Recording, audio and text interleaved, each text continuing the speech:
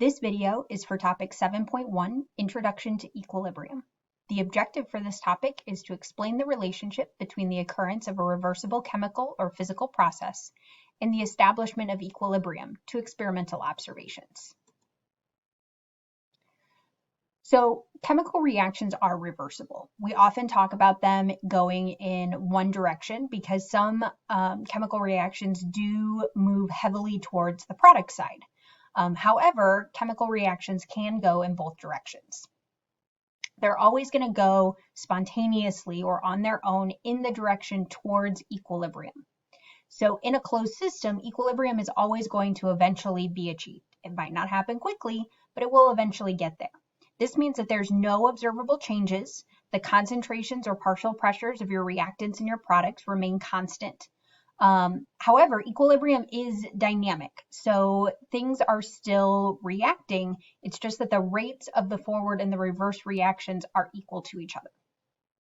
Outside forces can disturb the equilibrium.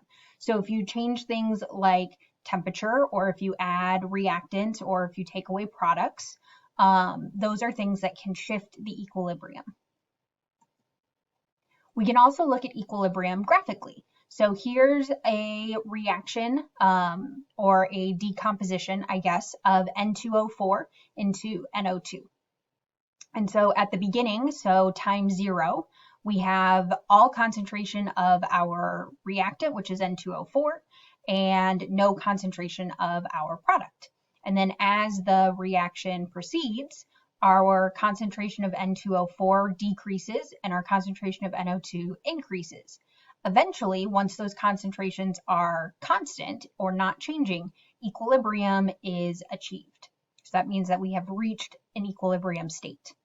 This doesn't mean that we're no longer making NO2 from N2O4. It just means that the rate that we're making NO2 from the N2O4 is equal to the rate of going backwards the other way.